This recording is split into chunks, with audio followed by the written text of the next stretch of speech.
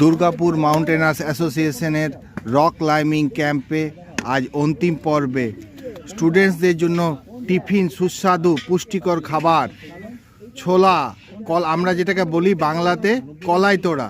কলাই তোড়ার মধ্যে অংশ পেঁয়াজ, লঙ্কা, বিভিন্ন চাট মশলা। স্টুডেন্টসরা এসছে, তো স্টুডেন্টরা রক ক্লাইম্বিং করে আজকে এসছে।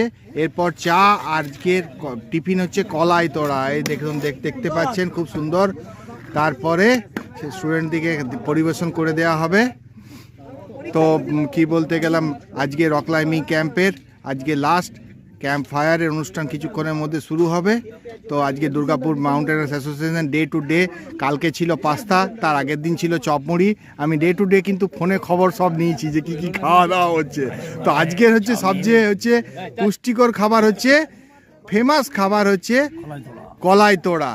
আচ্ছা, আর রাত্রেবেলাতে আছে চিকেন, ফ্রাইড রাইস, বেগনি, চাটনি আর মিষ্টি আর আলু ভাজা।